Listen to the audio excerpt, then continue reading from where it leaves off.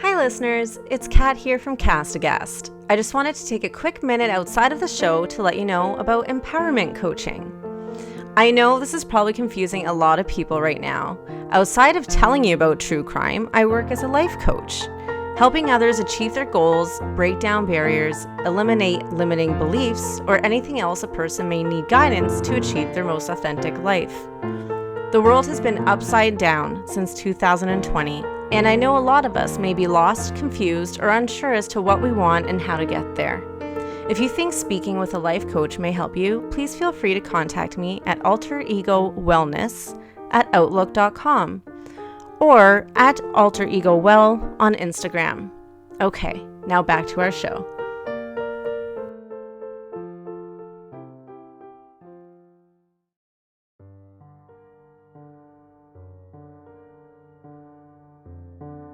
I cannot stand stories like this. God damn. This one pissed me off quite a bit. So hi folks. Thanks for tuning in. You're gonna get angry. If you have a soul, you're gonna get angry over this one. Just the injustice. I think it's the injustice is what pisses me off the most when I hear stories like this. But thanks for tuning in. I hope you feel welcome. I will give you a taster, a little bit of an appetizer of what we have coming for you, for your beautiful ears right now. We got Manchester United, a teacher's assistant, an irrigation ditch, and a nosebleed. If you're thinking, well, that sounds like the weekend of every crazed British footballer fan, then you're right. I didn't have a good joke for this one. I don't know. This one was tough. As I was trying to figure out a joke, I was just getting too pissed about what I had just heard from Kat. So, no, today we are talking about the tragic deaths of Jessica Chapman and Holly Wells. This is a piss off. Grab something to numb the pain, and let's get through this. Good luck to you, and good luck to me.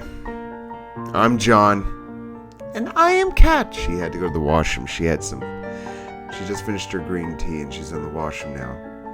Another crime is happening as we speak. And this is Aghast.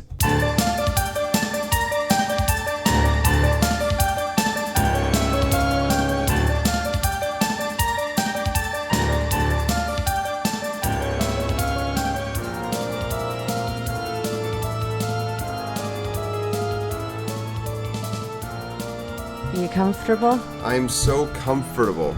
We need more than one mic. We got to get there someday. Mm-hmm. Well, we've just hit episode 40. Episode 40, Jesus. Maybe we're climbing up the ladder. No, we're not. How long did it take Necronomipod? How long did it took? How long did it take Necronomipod? I don't know. Why do you keep comparing us? We're our own individual person. Oh my God. God, you're so obsessed with Necronomipod. I like their. They give a good product. It's a good product. I like a lot of ones. What's the other one? Sword and Scale. Yeah, Sword and Scale is amazing. Fucking phenomenal. Small Town Murders. Small Town Murders, yeah. Mm-hmm. I love, me personally, Big Mad True Crime. Yeah.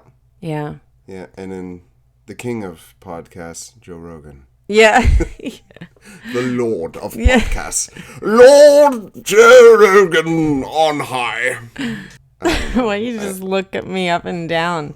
Because I'm looking at you and I'm checking you out, my sexy true crime mistress. Why don't you give us a disclaimer? Disclaimer time.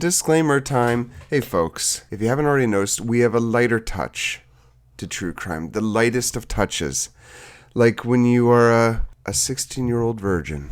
When you're finally exploring your sexuality for the first time.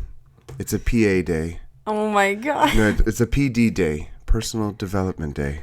Personal Discovery Day, more like it. And you're bent over in the washroom, looking at your holes. Stop. And you just gently dab. That's the lighter touch. Oh my God. It's too fucking gross. The lightest of touches is what we have for true crime. If you prefer your true crime to be serious and you want the most serious explanation of these serious fucking things, this isn't for you. Fuck off.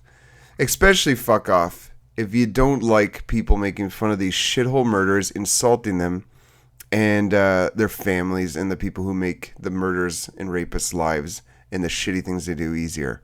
If you don't like that, you're a shitty person. We should all be insulting murderers and wishing harm upon them. And with that being said, grab yourself a bit of grain liquor or whatever suits your fancy, and let's listen to some fucking horrible shit and get pissed off and right pissed. Thank you. Wow. So almost 4 minutes in, we got the disclaimer done. It's an aspect of the show. It's a feature. It's a feature. Did I touch a nerve? Did I push a button? All right, shall we get to it? Yes, let's get to it. Tell me about this horrible shit. Okay. Let's get on with the goddamn show. Well, we're telling this story today because just last week marked the 20th anniversary of it. Today we are talking about the Soham Murders. Soham, that's with a long A. Yeah. At 11:45 on Sunday, August 4th, 2002, in Soham, England, 10-year-old Jessica Chapman headed over to her best friend's house, 10-year-old Holly Wells. Holly's family was having a barbecue that Jessica was invited to. The best friends, along with their other friend Natalie Parr, played PC games and listened to music. That is 2002 in a nutshell. We played PC games. We quite enjoy StarCraft. Natalie eventually went home, but Jessica and Holly remained together. At around 5 p.m., Holly's mother snapped a photo of the two girls, both wearing identical Manchester United jerseys. Everyone then went off to enjoy the barbecue dinner. They do barbecue in Britain? Barbecue just seems a bit colonial, don't you think? Around 6:15, Holly and Jessica left Holly's home to buy some sweets from the vending machine in the town's sports center. However, neither of the girls had informed anyone that they were leaving the house. At around 8 p.m., Nicola, Holly's mother, entered her daughter's bedroom to ask the girls to say goodbye to the dinner guests, only to find that the girls were not there. She immediately was alarmed and asked her husband to search the house and the streets nearby. A few minutes past 8:30, which was Holly's curfew, Nicola called Jessica's parents to ask if the girls were there. This obviously startled Jessica's parents, and both families began searching for the girls before reporting them missing at 9:55 p.m. Oh, Jesus, this is going to suck. Police responded shortly after, and an investigation immediately began to find Jessica Chapman and Holly Wells. Police officers did house-to-house check-ins throughout Soham, and there were over 400 officers assigned for the search, as well as hundreds of locals volunteering to help. Wow, that's pretty impressive when a whole community like that gets together, especially in 2002. Holly's mother released the last photo she took of the girls at 5 p.m. that night, making everyone aware of what they were last wearing when they went missing. Their physical descriptions were also released. Both Jessica's family and Holly's stated it would not be like the girls to speak with strangers. Both families had warned the girls about not trusting strangers or anyone they didn't know from childhood. The headmistress at the primary school the girls attended also repeated that, stating that they informed the students from an early age the dangers of talking to strangers. CCTV footage did show that the girls arrived at the sports center at 6:28 p.m. The footage was also released to the media. Police were worried that the girls had been kidnapped by an abductor at large. A year prior, a 12-year-old girl survived an assault. However, the man who used many stolen license plates was not caught. After looking into this lead, the police couldn't find any evidence to give it relevance. Many witnesses came forward saying they saw the two girls walking together. One gentleman, Mark Tuck, who was driving with his wife, saw them at 6:30. He remembered this because he noted to his wife the Manchester United shirts, stating to her, quote, "Look, there's two little Beckhams over there," end quote. How charming. Another woman, Karen Greenwood, also stated she saw the two girls walking with linked arms 2 minutes after Mark Tuck, so 6:32. Children walking with linked arms. Oh, I did that. Is always creepy. You just, Why? I don't know. Maybe it's like Nightmare on Elm Street gets to my head. You just like picture like these two little girls, but they're or the Shining, like they're holding hands though. They're not linked arms. Still, though, I guess linked arms is more jovial than holding hands. Police also received word about a white van being seen in Soham the evening they went missing. They found this van in a caravan park on August 7th, but nothing was found. 28-year-old Ian Huntley, a resident of Soham and the boyfriend of Maxine Carr, a teacher's assistant at the school the girls attended, had stated that he did see the girls and that they looked, quote, happy as a Larry, end quote. The fuck does that mean, happy as a Larry? He became very involved in the searches for the girls and the investigation. Ian took part in many televised interviews, and he became somewhat of an unofficial spokesperson for the case.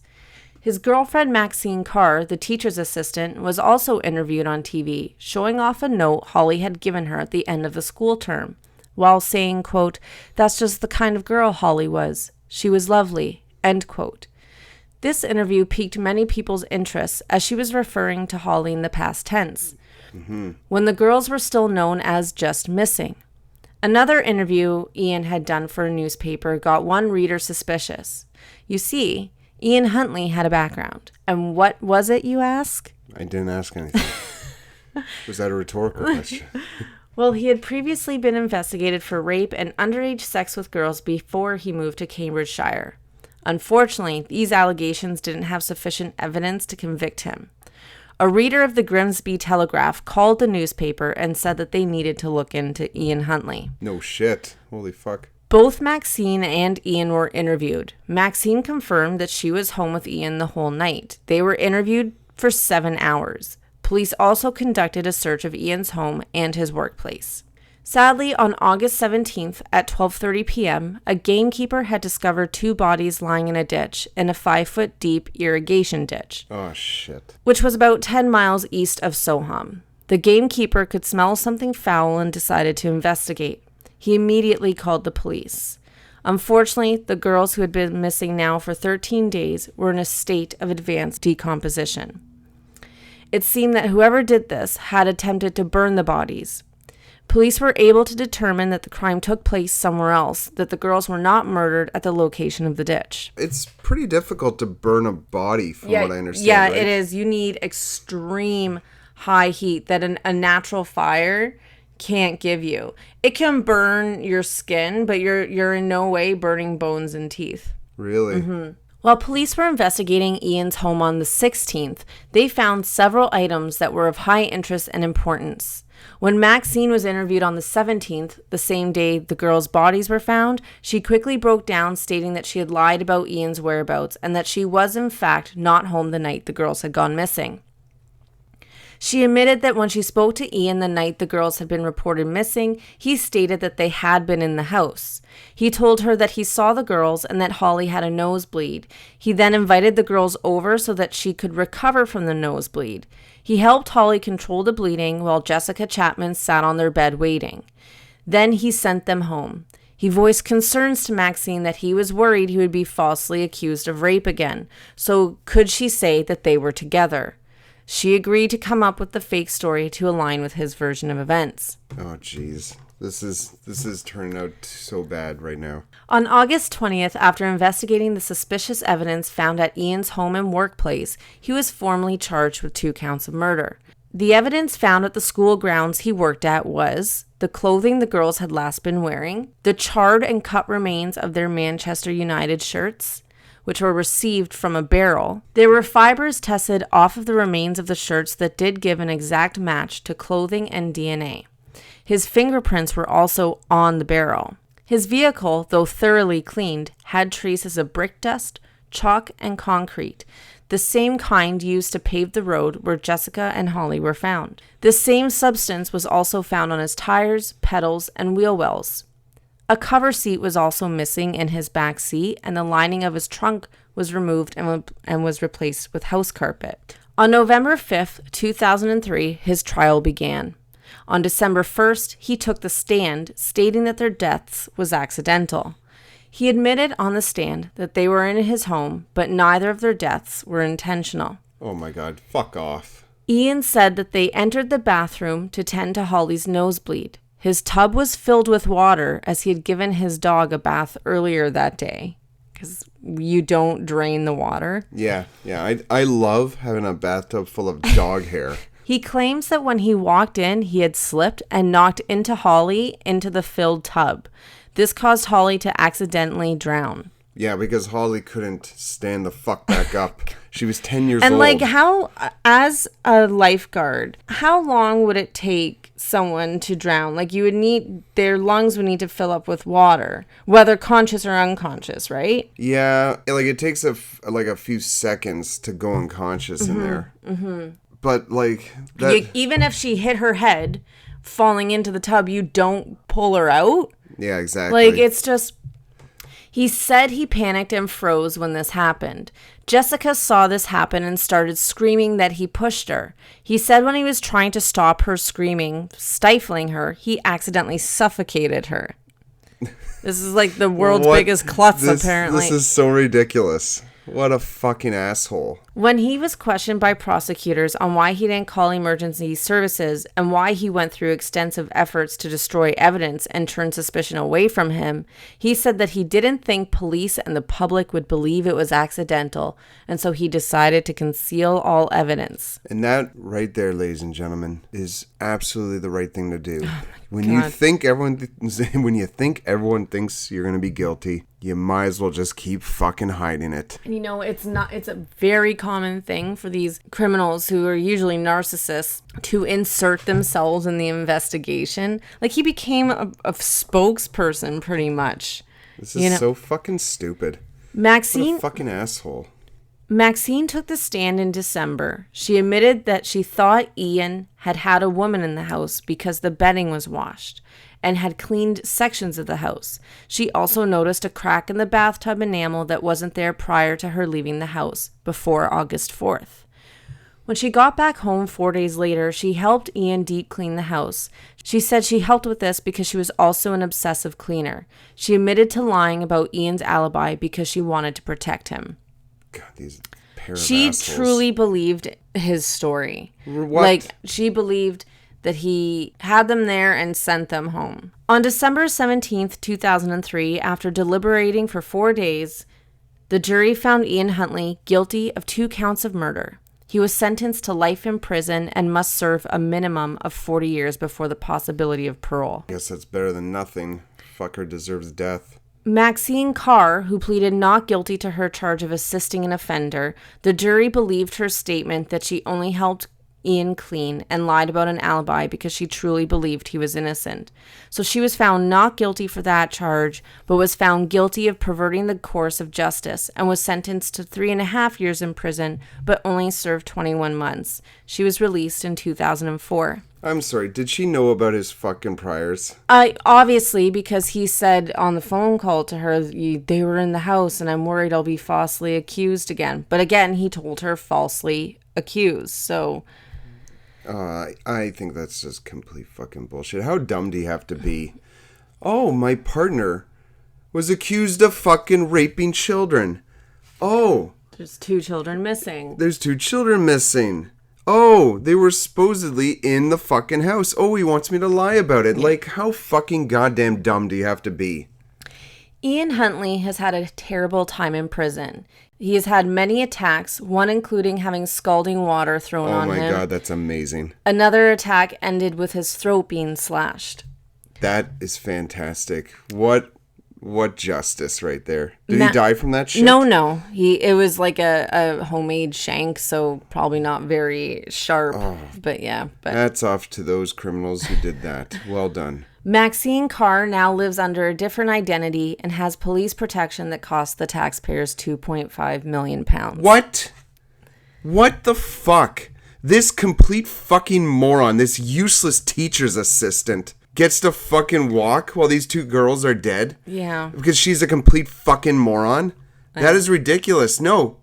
Like, why would the Brits pay that? That is so what a liberal, useless fucking idea. Canada would do the same thing. Oh, that's fucking disgusting. She should be living in fucking shame for the rest of her life. People should be fucking throwing rocks through her goddamn home. Yeah.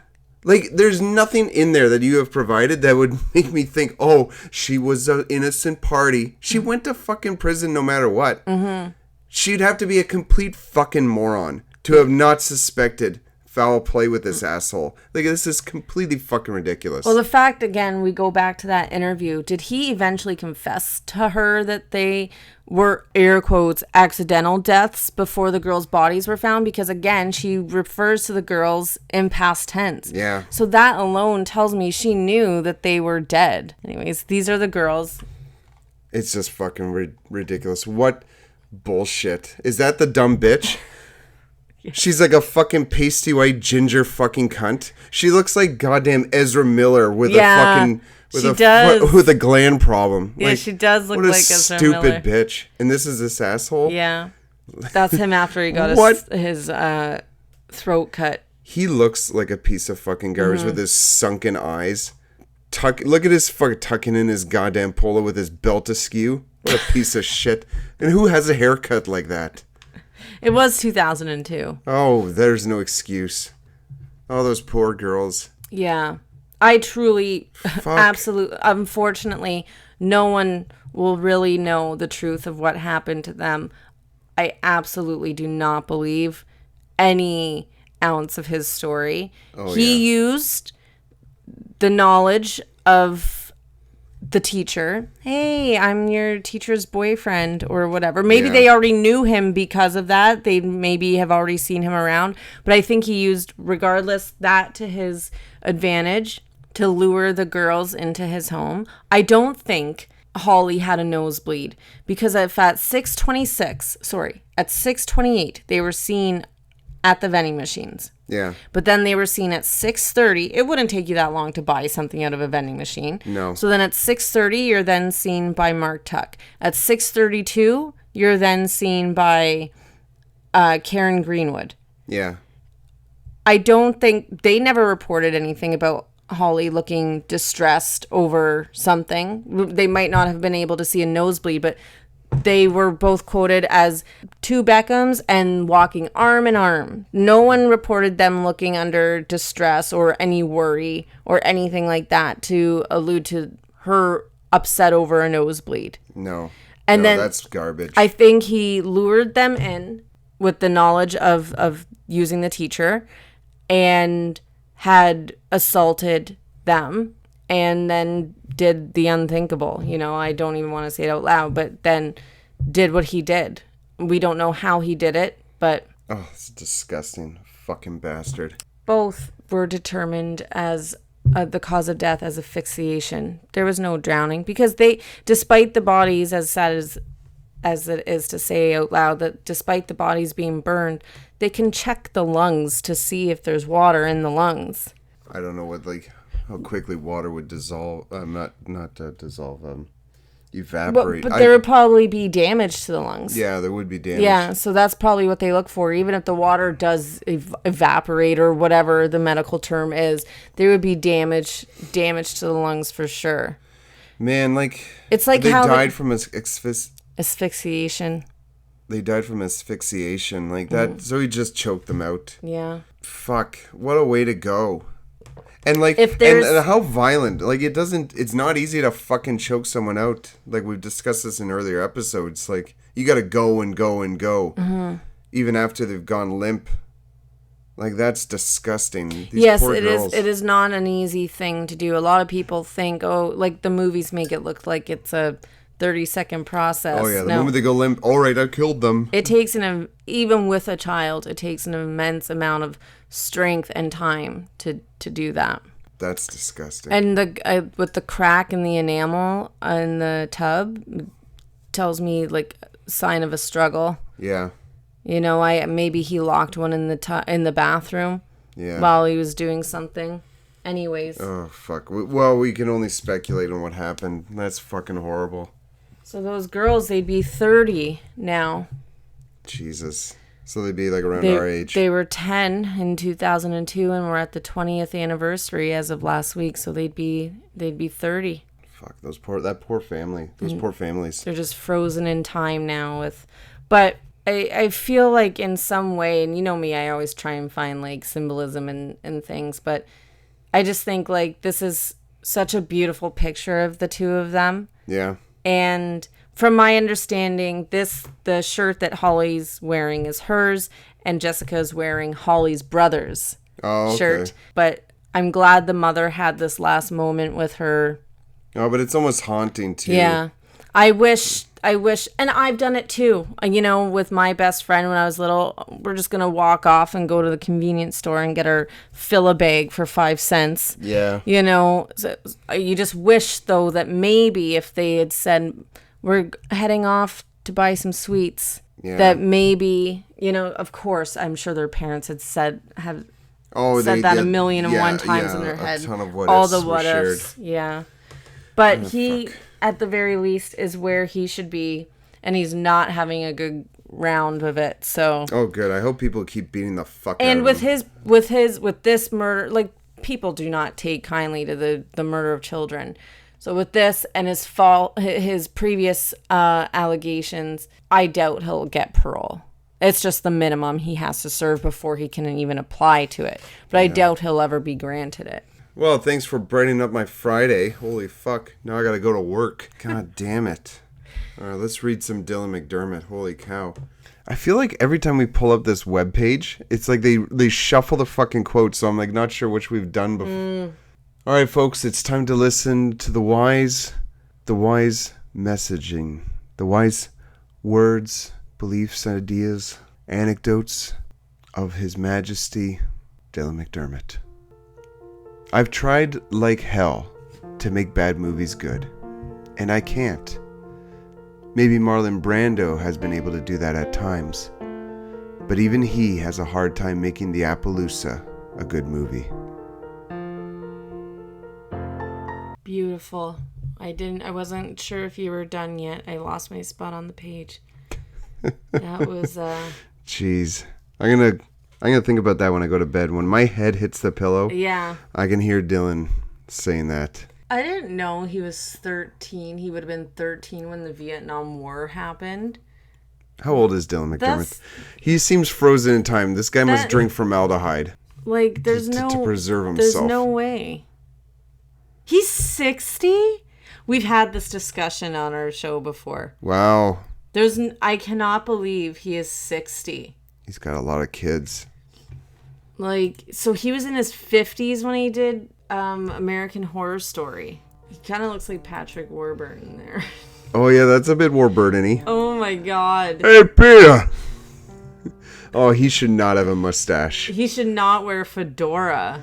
He's one of those guys that just looks best, either with a 5 o'clock shadow or clean shaven. What movie is that? This is American Horror Story. When he took off his shirt in season 1 of American Horror Story, it was like, my God, this man. Yeah. Did you say he has a lot of children? He has 2 children. Oh, I guess they just got long names. Colette and Charlotte. We like names that end in et. 2 T's, please. And a double serving of E. Shiva Rose, that's his wife. Shiva. I don't fucking care.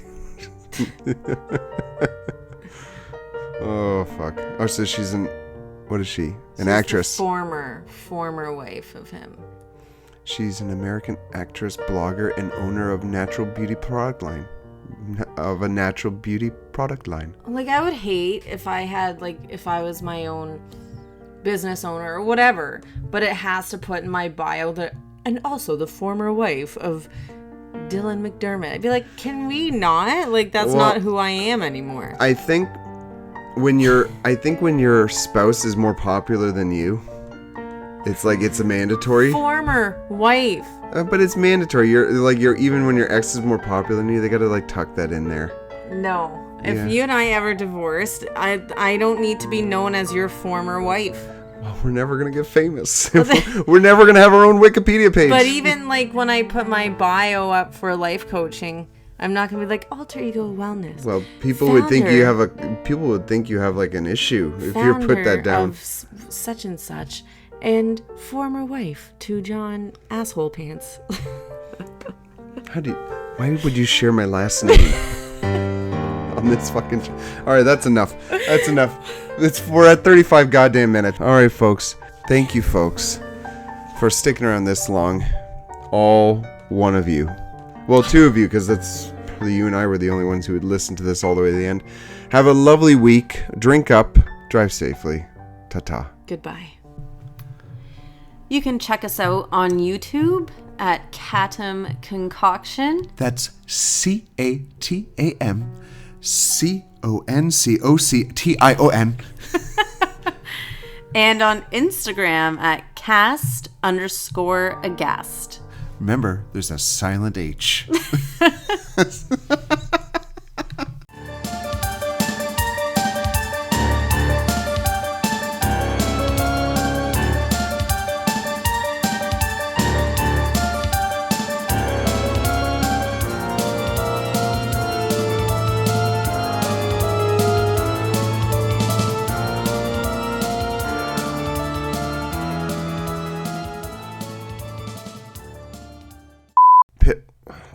I gotta write this down. Pissed off and pissed drunk.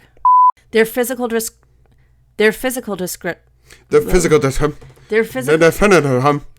headmistress of their primary school the girls attended also repeated that, stating that they informed the students from...